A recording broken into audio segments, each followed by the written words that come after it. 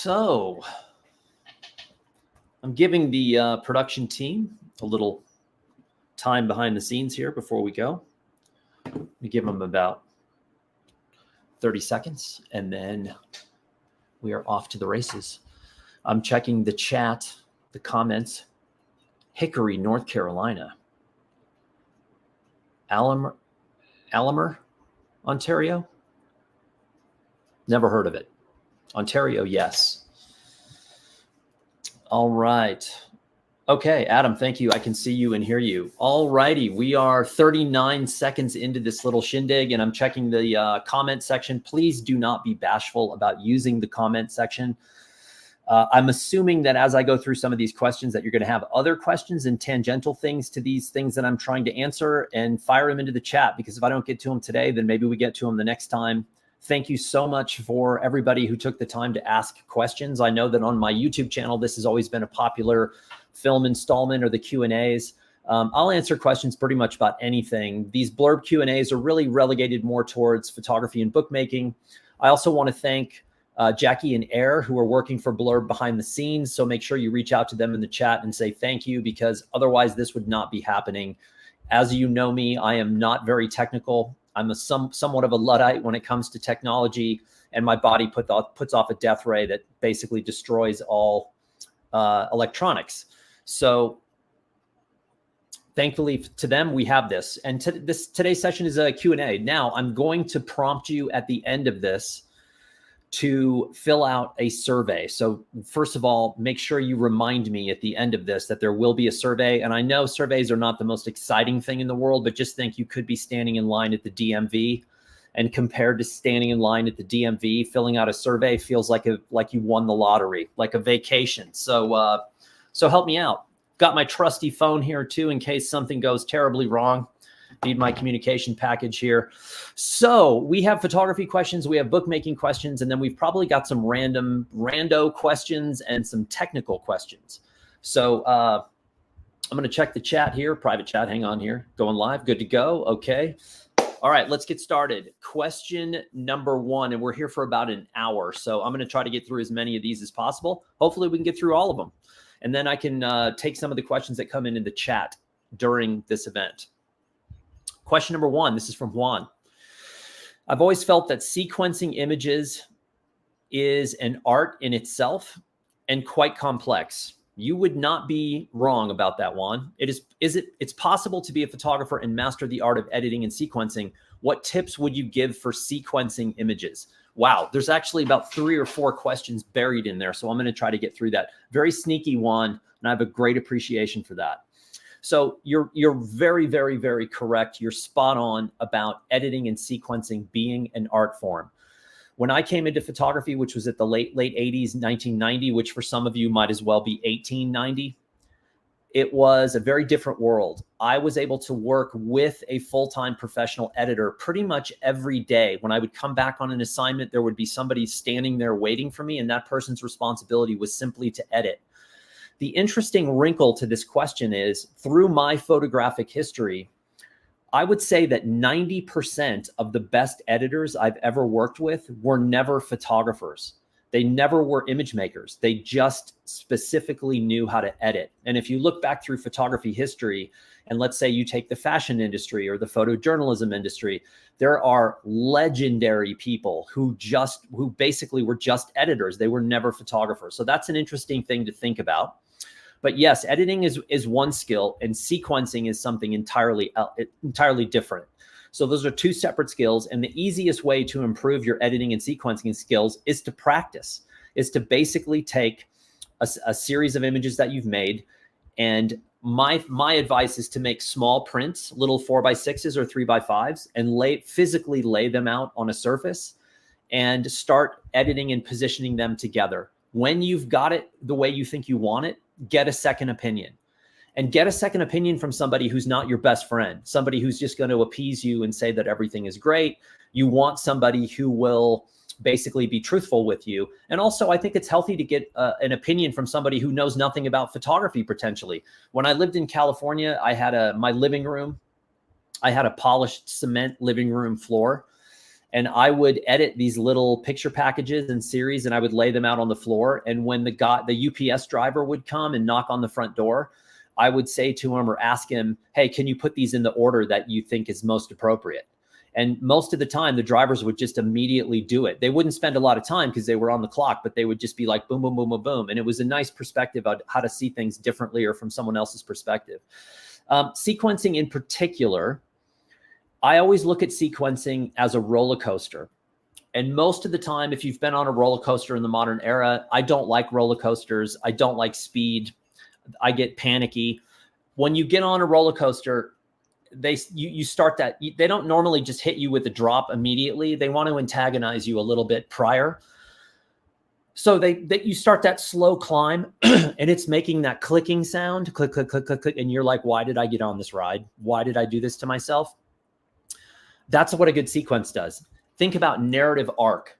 It's something that takes the viewer up and down and up and down, and you want to start strong and you want to end strong. And the last thing I'll say about this, the cover image is not necessarily your single best image. The cover image is the most strategic image to tell the story or transfer the idea that you are trying to transfer. Just because an image is your favorite image does not mean it ends up on the cover. But practice, get a second opinion. All righty. Question number 2. This is from Stephen G. Is that like Kenny G? Is this a relation to Kenny G? Could be. I hope so. Okay, from Stephen G. What are the 3 to 5 most important non-photographic skills to improve or make yourself a better photographic artist? Super easy. You're going to write every day.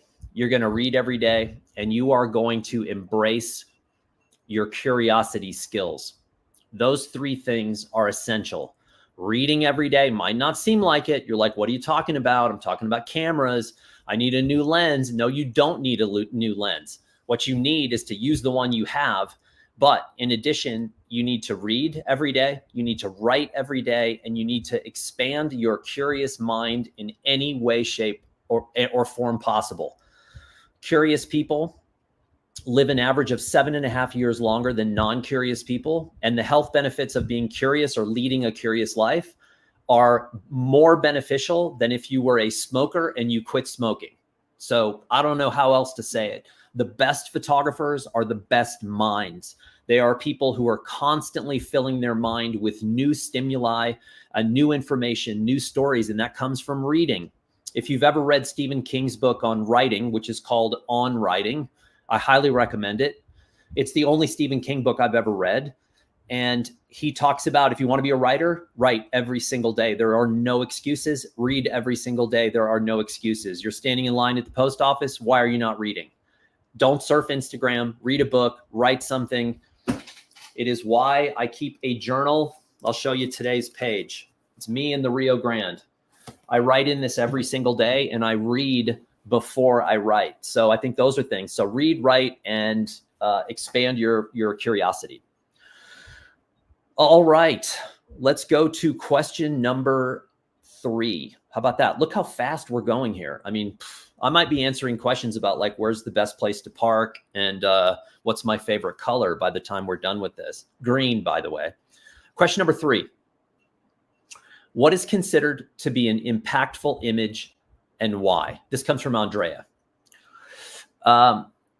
Andrea, this is a really solid question, number 1. And number 2, this is a little bit of a tricky one to answer. So I need to sort of dumb it down, if you will. And I think an impactful image to me is any image that causes an emotional reaction from you. And that emotion can be any emotion that's tied to you being a human being. It could be happy, it could be sad, it could be shock, it could be rage. It's something that invokes an emotion in you. And just because it invokes an emotion in you does not mean it will invoke an emotion in the next person. It's kind of a personal thing.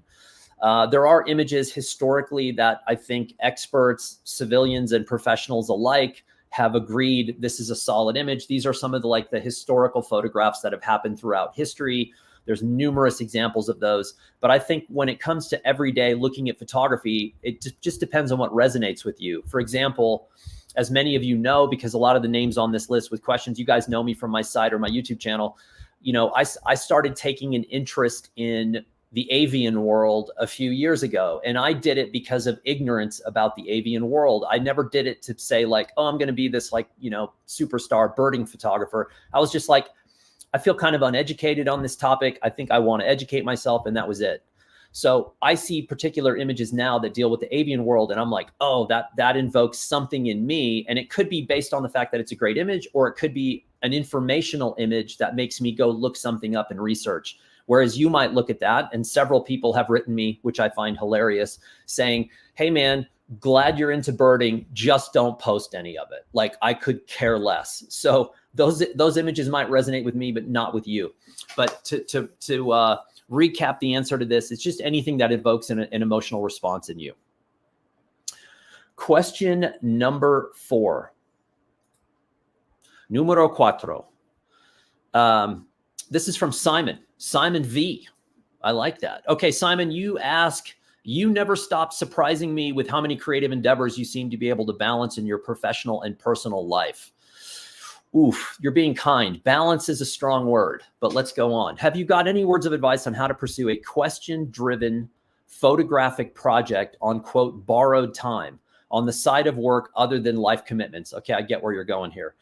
That is without resorting to people-less series like dogs, landscapes, still life, or street photography. I heard you say that it is indeed difficult, but how do you at least go about trying? Simon, that's a great question. It's a question that a lot of photographers, both amateurs and professionals alike, are asking themselves on a daily basis. For most of my career, when I was working full-time as a photographer, I always felt compromised because I was having to spend so much time on the commercial side of my life, making money to pay the bills, and the side of life that I wanted to explore, which was more the personal projects, the long-term projects, never really got the love that I felt it deserved because I didn't have the time or money to go and do it. So my life is similar in a way today, although there's far less trauma. My job at Blurb is far more enjoyable than it was to like be a freelance photographer after a certain point in time. But I'm in the same situation that you are. I have many projects that I would love to do that are long form people-based projects that are simply impossible to do because I do not have the time and access and the leniency with Blurb to say, well, hey, do you guys mind if I disappear for 6 weeks and go work on a project? So you have to find balance. My suggestion to you is to think about scale. Let's say, for example, that you want to do a story about cattle rustling, C-A-T-T-L-E, rustling in the American West, which is, let's say, one rancher sort of secretly taking cows from another rancher, rebranding them and saying, hey, these cows are mine. So believe it or not, this kind of stuff still happens in the American West. You have what's called range detectives, and they're out there running around. So let's say that that's your master plan, like you're going to cover the American West. Well, even for a full-time working professional, even somebody working for like National Geographic that has a driver and a fixer and researchers and all that, that's a monumental undertaking. For most of us, we would have to reduce that story to a single person. So instead of saying I'm covering the American West, I could say I'm going to cover one county in southern New Mexico and the one range detective that is responsible for that county. So now I just went from the American West to one county in one state and to one human being.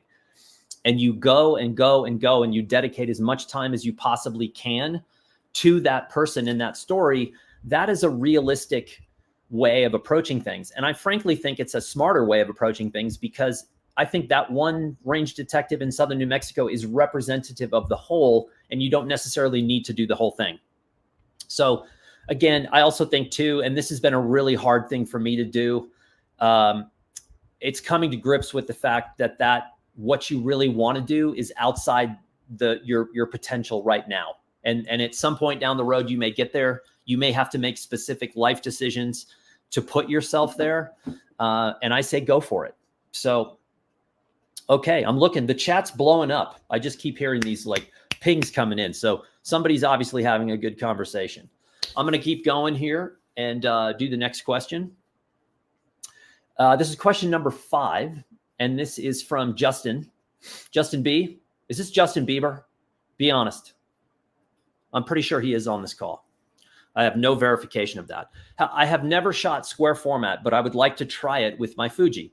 What are your thoughts on changing the ratio to square format? And if you prefer to change the aspect ratio in camera or crop in post? This is a good question. And I'm a big fan of square. I love square. I was kind of a square my whole life. If you went back to my middle school yearbook photo, you would see that with glaring resolution. I actually have my yearbook photo and it's sealed in an evidence bag because it is a crime for sure, what I looked like and what I was wearing. But I'm a fan of changing it in camera. I like looking through the camera and seeing the aspect ratio that I'm going to end up with. I do not like doing anything in post. I don't like cropping in post. I don't like tweaking in post. I do the most minimal post-production of any photographer I know. One, because I don't like it. I don't like sitting around in software and looking at a screen. I'd much rather be outside, rolling around in the dirt or whatever. And I like this swapping in camera. And square is a really beautiful format to work with, especially when it comes to making books, because you no longer have to deal with going from landscape to portrait. It opens up, and not just with square books, by the way. A lot of the best photo books I have that have square format imagery are not square books. So think about that. Think of what square allows you to do design-wise that you can't do in a book that has landscape and portrait imagery. So I love it. Switch it in camera. Okay, let's see here. Question number 6. This is from Tina. Hi, Tina. And thank you for all your questions online and on my website as well. This is question number 6. In black and white photos, do you think the lighting is more important? And what lens should every photographer have? Oh, you snuck 2 in there, Tina. Good job. Black and white photos, I wouldn't say that lighting is necessarily more important, because with color, to me, lighting is critical with color, especially early light, late light, directional light, backlighting. But with a color image, if your color is astounding, it can sort of carry a frame on its own, regardless of what the subject matter is. I don't necessarily think that's the case with black and white. Even if you have really strong directional early or late light, I think the form that exists inside the image is I can't say more important than color, but it feels more important than color. Form, shape, shadow. That's to me what the black and white side is about. Whereas color can exist simply because of color. Oh, I'll show you something. This is a book I got yesterday. This is Arthur Drucker's new book about twilight. This is very much about color. And a lot of these images, I'm going to do a film about this book. A lot of these images are just, it is basically Arthur capturing an image and then getting out of the way and saying, let me show you, just live what this color is. So black and white's very different. What lens should every photographer have? Whatever is the right size that allows them to carry it all the time. I am not, as many of you know, I am not a lazy person. I don't like lazy. And I don't know many photographers who are lazy who are very good. Most of the best photographers I know are so driven and possessed by photography. It's kind of annoying to be around them because they're so driven. That's a good thing. And a lot of times people will get lenses. You can buy a fancy 1.4 lens, but if it's so big that you find yourself saying, well, I'm not going to carry this. I'm only going to carry this when I'm going to make photographs. I'm going to go out seriously.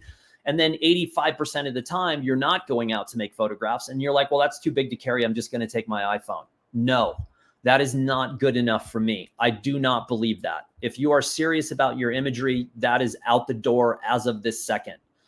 So I like lenses that are small, capable, that I don't mind carrying. And to me, the first thing that I would do is get a 50 millimeter. I think the 50 millimeter is a very, very challenging lens to use.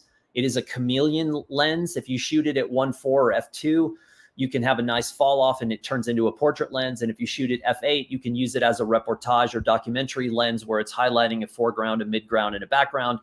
To me, it's the one lens I carry. I carry a 40 millimeter, but I carry a 40 every single day, all day, much to the chagrin of my friends who look at me and say, "You're not really going to take that backpack to dinner, are you?" And I'm like, "I sure am," because I always have that with me.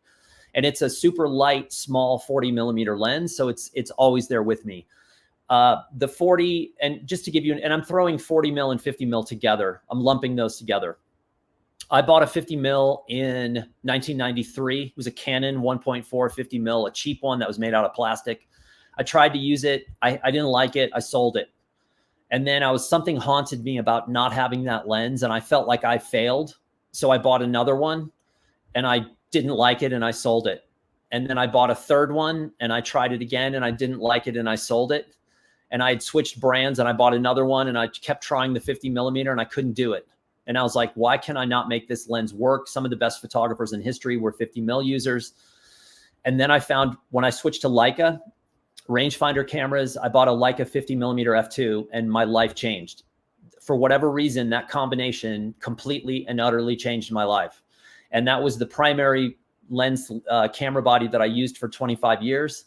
And the 50 mil is why it still resonates with me. And I think it's a great place to start. But it's a lens that forces you into discipline. It's not exotic. It's not a 24. It's not a 28. It's not a 180 or 300. You got to really want it if you have a 50 mil. Okay, question number 7 from Steve S. Let's see here. I'm going to take a little side thing here. Like Brooklyn girl Linda, my first Leica was a Leica M4P. But when I got the 50 millimeter, the first 50 f2, that was an M6, and I had 2 or 3 M6s at the time. And then I eventually switched to an M4, black paint German M4, with a 50, which is my all-time favorite Leica, even though it has a couple of tragic flaws. That camera is definitely not perfect. And there's a couple of major issues with the M4, but I love it. And the M6 as well. Okay, so this is question number 7 from Steve. What are your considerations or requirements for obtaining a signed model release with regard to a photo book that's currently just for yourself, but ultimately could be published work down the road? Oh, Steve, this is such a slippery slope. I'm glad you asked this. Documentary style in public spaces on the street or on public trails and parks, specifically guidelines for the USA. I know that the UK and Europe is a whole nother ballgame. Oh yeah, every country is different, but here's the deal. And I hate to be the bearer of bad news, but I have to. Number 1, you can ask me this question, but if this is something you're going to consider doing seriously into the future, this is something for a question for a photo specific lawyer. And believe it or not, because we live in such a litigious society, there are photo specific lawyers. There's a woman in Washington, D.C. I cannot remember her name, but I'm sure if you Googled her, you'd find her. I've had conversations with her in the past. The safest answer is, if you have any commercial intention with any single photograph you make, you need a model release for any recognizable face, any recognizable building in the background, and you need a location permit for where you are shooting those photos. And I know that a lot of people just fell out of their chair and basically just put all their cameras on eBay. Sadly, that is the society that we live in. The last commercial assignment I ever did, when I drove away from the shoot, I had 7 different releases. And I said to myself, is this even fun anymore? And frankly, I was nervous. I was nervous because I thought maybe I needed 8 releases. Now, you'll find some photographers who tell you that I'm exaggerating, but like I said before, I've had conversations with photo-specific lawyers, and that is the exact advice they gave to me. Now, in places like, you said USA specific, some of the places in Europe, you use an image from, well, I'll give you an example in LA. There are locations in Los Angeles. If you're standing in the street and you photograph a certain location, you are technically okay. If you step on the curb, they own you. If you shoot that location and use that photo commercially, you are in violation. And some of these famous locations in Los Angeles have teams of people who are searching for infractions all the time. I've spoken to them on the phone as well. It was not pretty.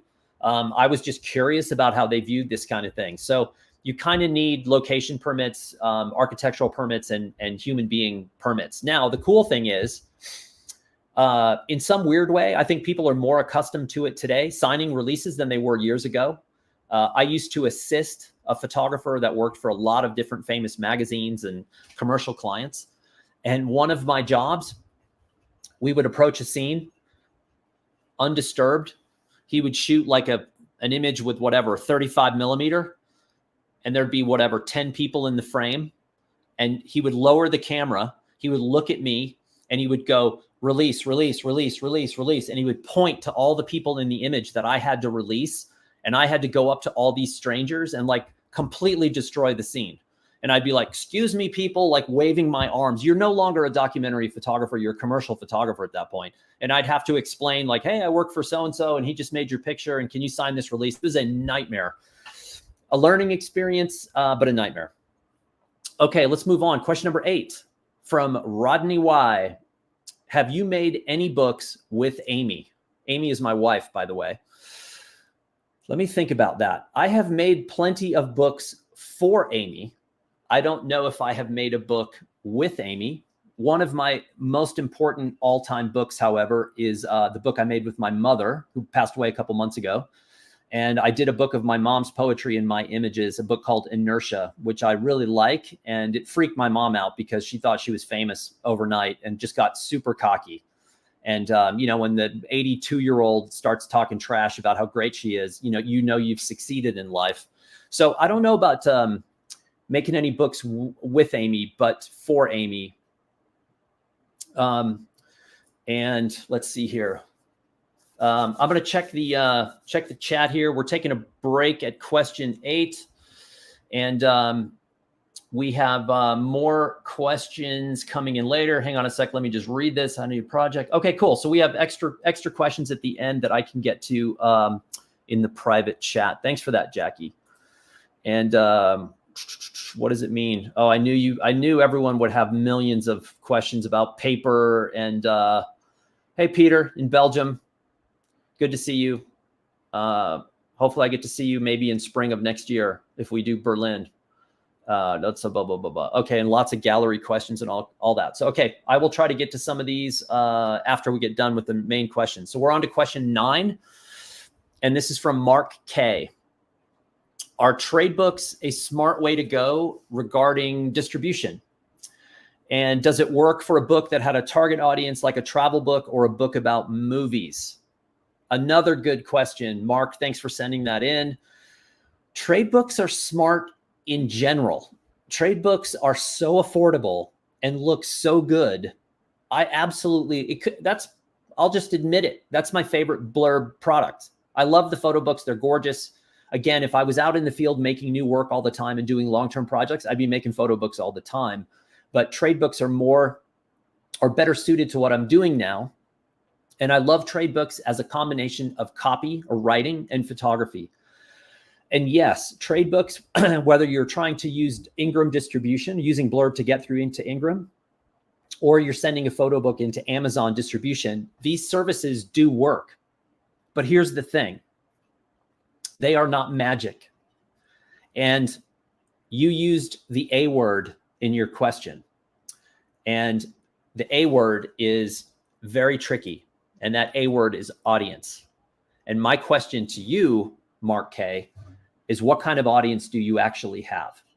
Do you have what I'll call a real audience of human beings and real people who know you, who've invested in and have committed to being a supporter of your work? Or do you have thousands or hundreds of random people on social media that you may or may not know, and they may or may not have ever committed financially to be a supporter of your work?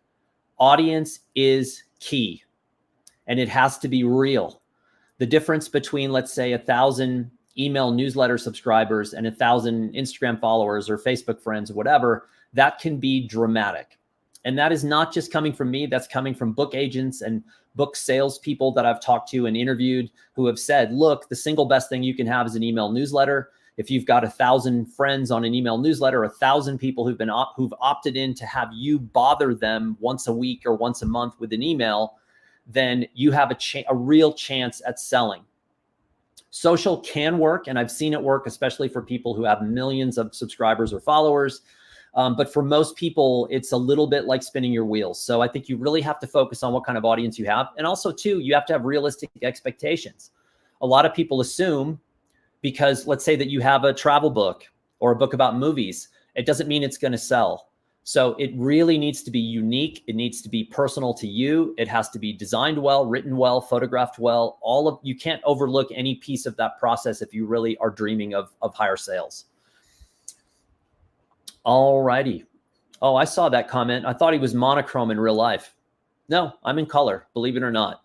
Occasionally when Blurb comes, I have to break down and I have to turn the camera on in color, because otherwise, how would you see this snazzy shirt? It would just, it would not fly in grayscale, or this weird blue reflection on my glasses. Okay, question number 10. Rachel, in your experience, what are the common misconceptions people have about book or photo book making? God, that's a good question, Rachel.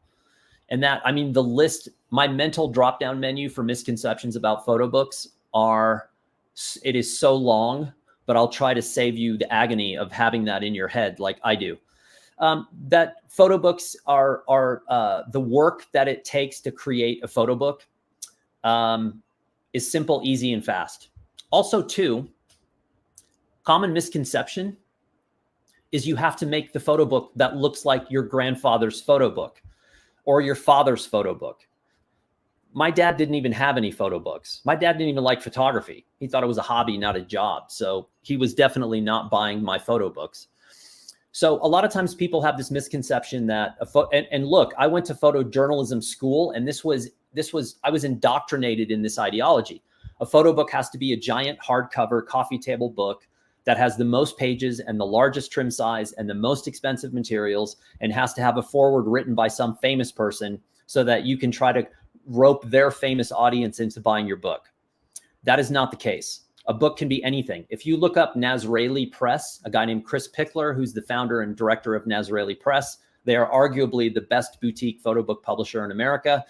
Chris is doing books on single images, which is, by the way, not to blow my own horn, I've been saying this for 10 years. When people ask me how many images they need for a photo book, one, just one. I have a million ways in my head of how you can make a photo book with a single image. So I'm going to morph your question a little bit. And this is from Rachel. Rachel, I don't know you. I don't know you personally. I don't know the intricacies of your life. I don't know the versions of you that exist in the world, but I want to know. And one of the ways that I can know that and learn that is through the books that you make.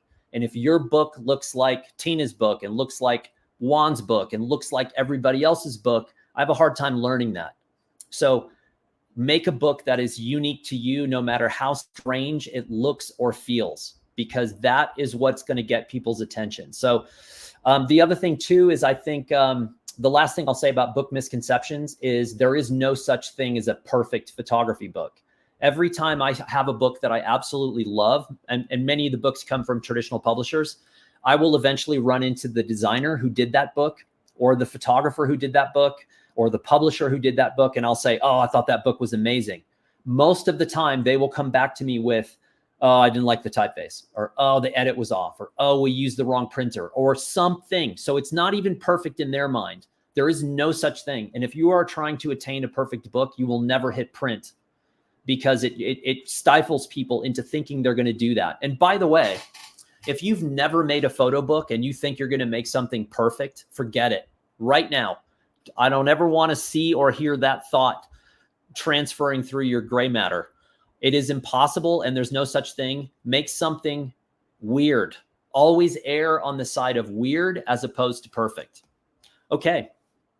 Number 11. Stay weird, Tina. I see that. I truly mean it as well. Okay, this is from Ron.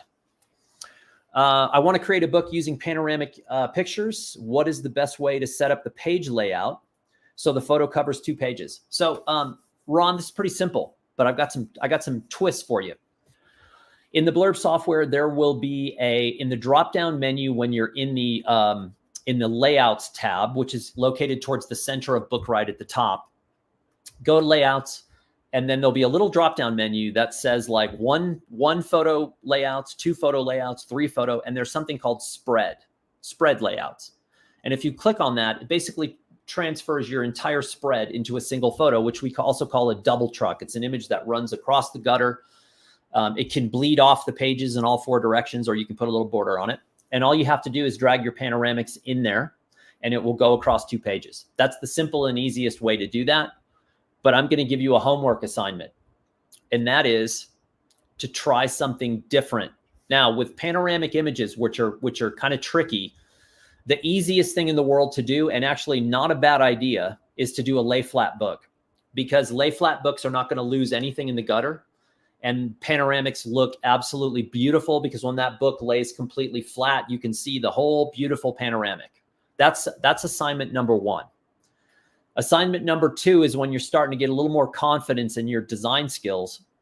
I would love for you to look at it, what I would call an atypical format for panoramics. That could be a portrait aspect ratio book, like a 6x9 trade book. And I would like you to start playing with what a panoramic layout would look like in a book like that. Do you do the spine on top like this, so the person has to look through the book like this?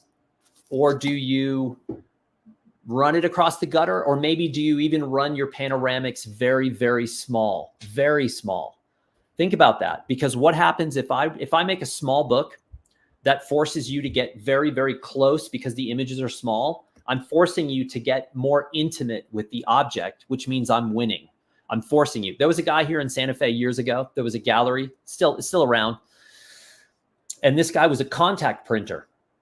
So he would shoot like 6x9 negatives, and he would contact print, meaning the print would be the exact same size as the negative and no bigger, but then he would print them on enormous pieces of paper. So he might print a 6x9 negative on 16x20 paper and frame it. And they were beautiful. And what it forced you to do was get really close to it to see all the little subtleties in the image. So you can do the same thing with a book, and it's kind of turning this idea of panoramics on its head. All right, here. God, we got lots of stuff coming in. All right, let me keep going here. Question 12, this is from Paul S. When making a travel photo book, I have a hard time choosing between portrait or landscape format. Should I allow the majority of images to dictate the layout? For example, if I have mostly portrait, then go with that style, or eliminate the minority style altogether and keep only portrait or landscape. This is a tricky one. It's a personal preference, and it goes back to a little bit of what I was just saying to Ron. If you shoot verticals all the time, then doing a portrait aspect ratio book makes a lot of sense, because the layout is pretty simple. You know, you could have single image on the left-hand page with your copy on the right. It's really easy to lay something out like that. There is something to be said, however, if let's say that you have 80% horizontals and 20% verticals, there is something to be said for laying out a portrait aspect ratio book with landscape imagery. You would be amazed how many of the professional books I have that are that exact thing. The photographer was shooting horizontals, but the book is portrait aspect ratio. To me, that is the masterclass of design. Making those two things work together is not easy. It's tricky, and it's a great challenge. So what I would suggest first is to do the basically match them up together. If you're a horizontal landscape photographer, then you use the portrait or landscape aspect book. And if you shoot a lot of verticals, use portrait. And then once you've gotten that down and you've sort of mastered that style, then go to the portrait aspect book and try to mix and match. And I know someone's going to ask, can I mix the color and the black and white too? Oh, maybe I'll get to that. I don't know if I can answer that again. It's been so many times, but of course I'll answer it again. Okay.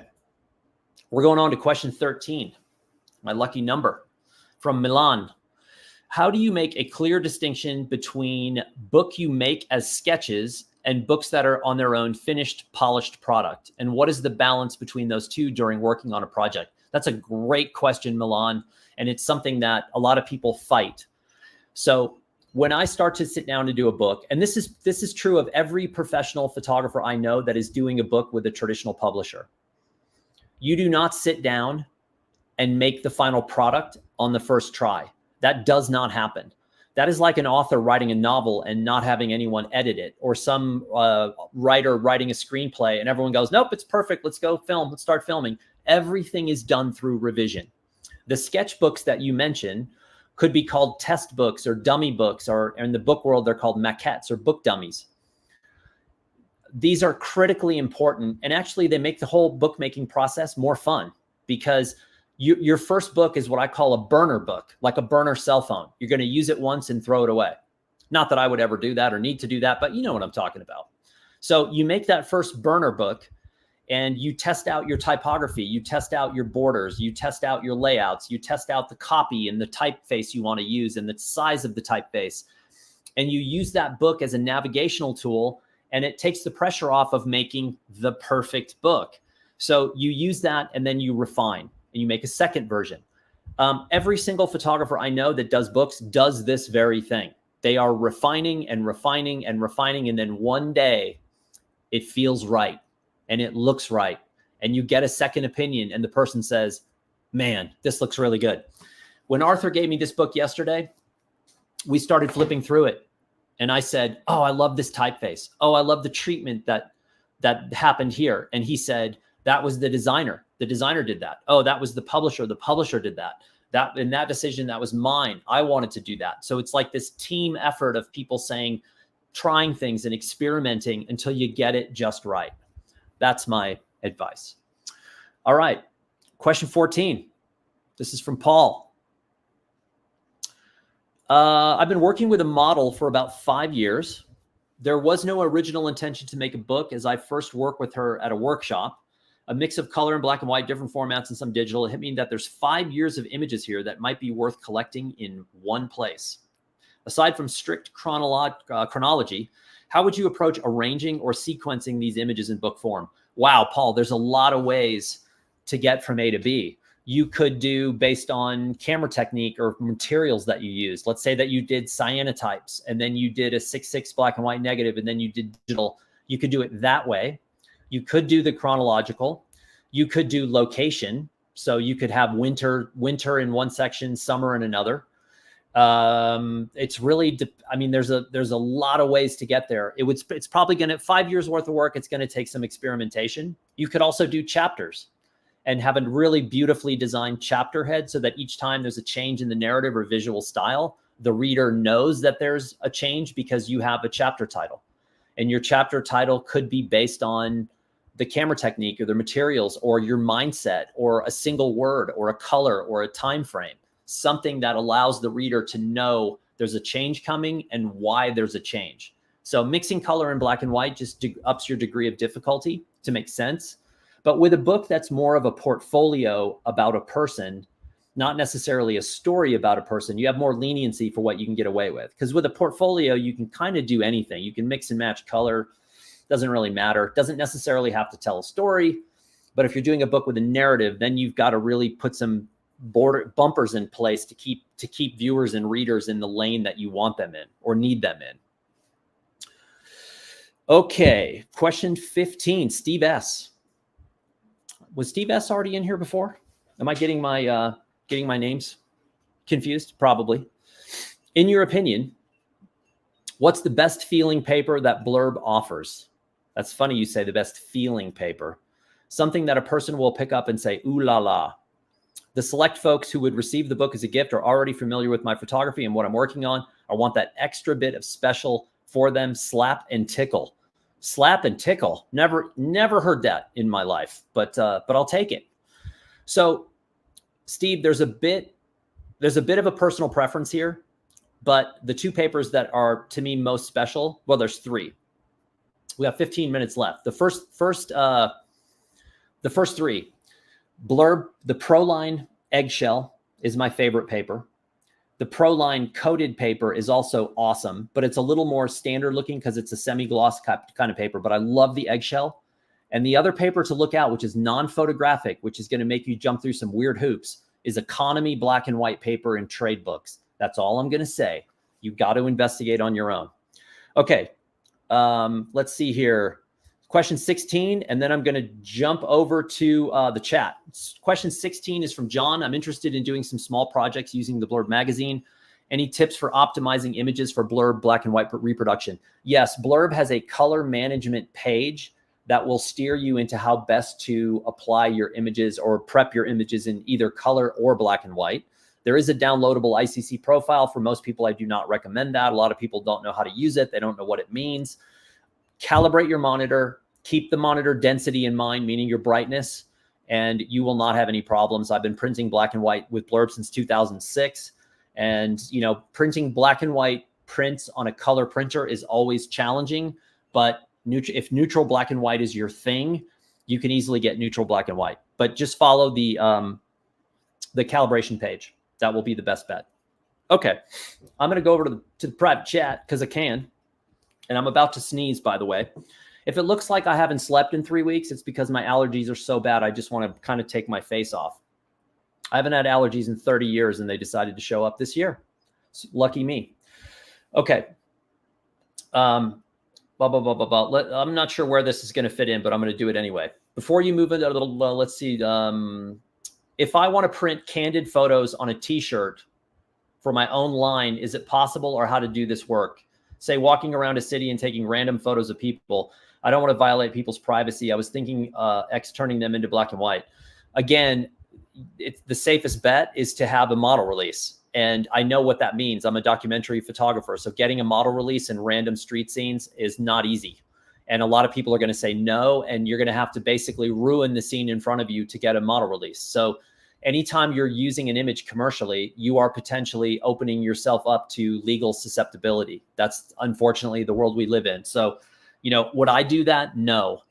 Are other people doing it? I'm sure. People are doing all kinds of crazy stuff with photography and getting away with it. So again, I'm going to always err on the safe side and get model releases. And it's why I don't really do a lot of commercial sales anymore, because I don't like doing that. It's just not a lot of fun for me. Okay. The next question is, this is from Instagram. I have an idea of a project, but in it can go from a broader perspective to a specific subject, or should I frame my whole project on a specific subject to represent the whole idea? Rick in India. Rick, I would basically I would start with framing the project on a specific subject to represent the larger idea, only because the larger idea is typically so monumentally difficult to cover, and most of us don't have the money and the time and the access to do it. So you're in India. So let's say that you wanted to do, this is a bad example, but you know, people who live along the Ganges. Are you going to do that whole thing? How many years? You got 10 years and like unlimited time and money to do that? Or are you going to focus on one person who lives along the Ganges? That to me, because that person hypothetically is representative of many of the people that live along the Ganges. And also when you have depth on one person, it's easier for the audience to engage because they feel like they know that person. They feel like they want to know more about that person, as opposed to scattershot all over the entire Ganges and trying to link that together. So I would start with focusing on one project. Okay, this is from another one from Instagram. Instagram is just on fire. It's in fuego today. What do you do on days when you don't want to take pictures? Go for it anyway, or do not touch the camera. That's pretty funny. It's pretty rare that I have a day where I wouldn't want to shoot, but most days I'm not shooting. So I'm hungry for it most of the time. So when I don't even really care what it is. And I mean, I'll make a print for my journal and be perfectly happy and move on. But if there are days that I don't want to, for whatever reason, I'll write, because I write every single day. And by the way, I never said I was a good writer. I just say I like to write, and writing to me is an amazing compliment to photography and vice versa. So I will write, and I write every day anyway. So I would do that. Or I would try to sketch. If you saw my sketching and my artwork, you would all feel intensely sorry for me because it is so tremendously bad. But I would just do another creative outlet. I would go for a run. I would go cycling. I would go trail running. I would do archery. I would go fly fishing. I would ride my motorcycle. There's a zillion other things that I would do if I wanted to do something else. But writing is probably the most accessible and the most supportive of photography. Okay. It's funny because I keep seeing Jackie's name above all these, and I keep thinking that Jackie is asking all these questions, which is not the case. I'm a photojournalist based in Israel. That's got to be amazing. What would your advice be to reach to the next level internationally? And that is from Michael Giladi Photography. Michael, that is a really good question, and I need a second to think about that. Here's the thing. The transfer of power in photography started happening 15 years ago from the traditional models like editors, agents, art buyers, magazines, gallerists, curators, back when I started in photography, my career was in their hands. I had no cell phone. I had no social media. I had no internet. I was helpless. I had to call them on landline phones and hope that they answered and like beg them for assignments. All of that is gone. It's all changed. The power is with you. You are the storyteller. You are the gatekeeper with your own work. I would have an incredible website.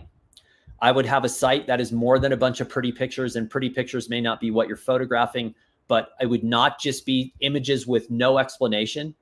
That site would have a lot to do with you telling your story about who you are, why you are where you are right now, how you feel about the region, how you cover it, where you've been. It would be like your own online magazine.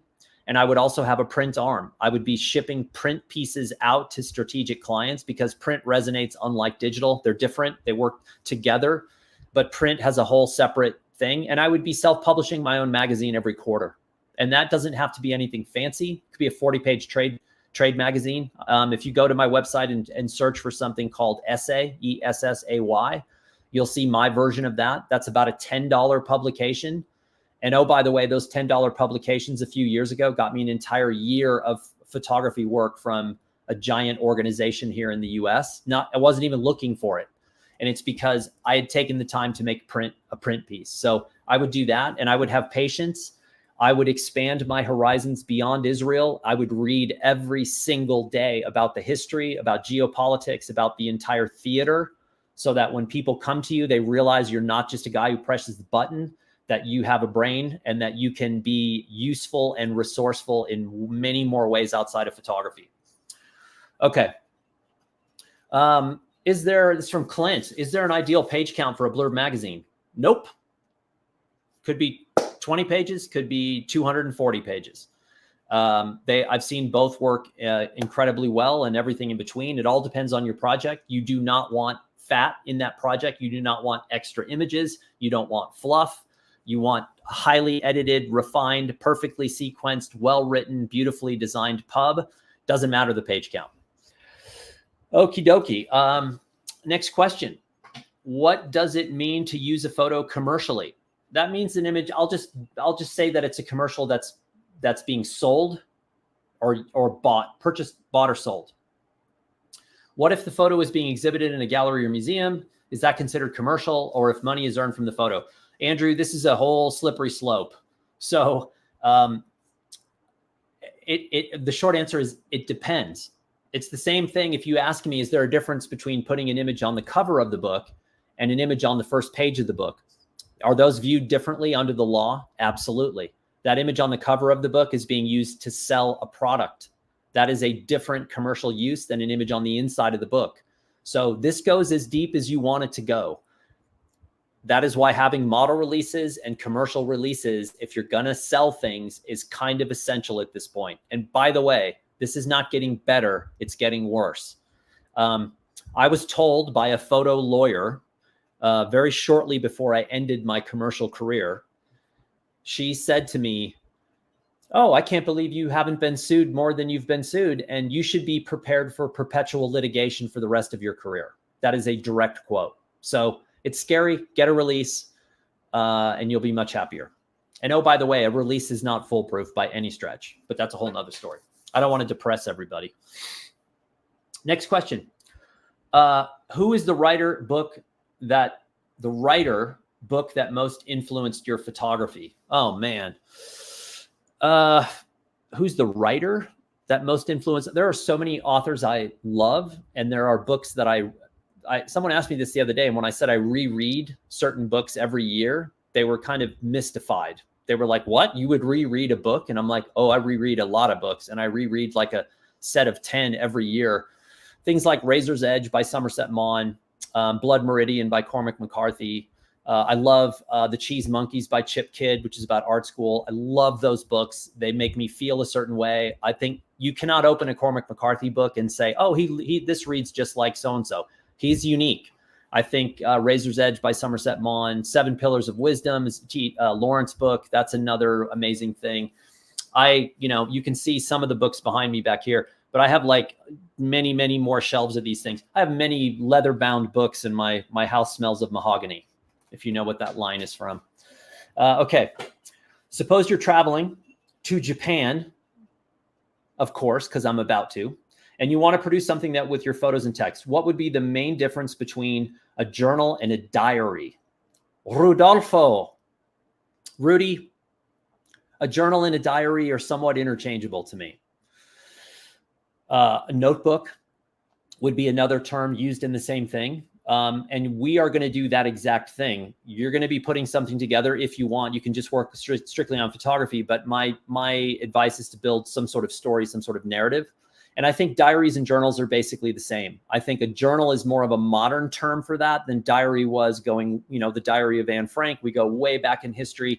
Diary was used, and I see journal being used much more interchangeably with that now. The famous artist Peter Beard, he described himself as a diarist. That was his primary title of how he viewed himself. And I don't see much of it. I think it's just a nomenclature. I don't think there's really any difference. The key is to make it simple and unique and fun and, just something that you work on every day. The beauty of the journal is that it is for you. It's not, your journal is not for me and mine is not for you. And you just keep plugging away. And these are images that I printed in. This is not a Blurb book, but I use Blurb books a lot. You've seen my Albania journals. You've seen my Peru journals. Those are all done with Blurb notebooks, which is to me one of the best products that Blurb makes. It's a sleeper product. They're affordable. They're unbelievable. They're durable. The paper takes all kinds of materials, inks and acrylics and oil and everything really well. So I suggest you jump in on those as soon as possible. Okay, we're getting close here. I think I have time for maybe one more question, a quick one. Let's see here. I'm planning on self-publishing a photo book or magazine for photos I took at every home game of an MLS team, and I went to this season. Do you have any advice on editing those photos for printing? Less is more. I just saw an MLS soccer book or football book, and it was agonizing. There must have been 500 images in the book. Don't ever do that. The MLS players don't want to see a book with 500 images. They want to see pictures of themselves. I know that for 100% for a fact. You want to do less, show less, and give what you show more space to breathe. Think 1 image per page, maybe 1 image per spread, and only the absolute best. Everybody knows basically what the action of a soccer game or football match looks like. So you don't need to put in 30 pictures of action. That's too many. Think about 25 images, a 50-page book, or a certain style of image that varies from game to game to game. But just remember, less is more. Keep it simple, keep it super tight, and also show the most unique images you have. All right. I think we are at the end of our time. And we maybe got 2 seconds left. I'm going to go over to the comments just to see how crazy things are. Looks like people have their own little conversation going. Let's see here. So Sam said, have you seen Gilles Perez's new book? Whatever you say nothing. I have that book. That book was sent to me, unbeknownst to me. And it was because I did a YouTube film on Gilles' older book called Telex Iran, which is a book that really influenced me when I was studying photojournalism. And then I ran into Gilles on the street in New York, just ironically 10 years ago. And we had a nice little afternoon together. I love that guy as a photographer. He is unlike anybody else I know working out there. He works on a grand scale. And so I did this film about Telex Iran, and mysteriously a week later, I got his new book in the mail. So he's an astounding guy to study, because he is not just a photographer. What I was telling you earlier about reading about the theater and having much more knowledge than photography, that is why Gilles is Gilles. If Gilles was a guy that just pressed the button, he would have never become who he is. When you have a conversation with him, you know in the first 30 seconds that you are the weak link in the conversation, because the guy is very smart. He's very intelligent, and he's well-rounded, and he's well-read. So he's a good guy to emulate. Okay, that was 1 p.m. Okay, so I want you to, in the chat, there is going to be a survey. They just put it in the chat. Please fill out the survey. And I promise I will think positive thoughts of you if you fill out the survey. Everyone will be happy. They'll be joyous. There'll be free puppies in the street, and everyone will be much better off. And someone says the survey link doesn't work.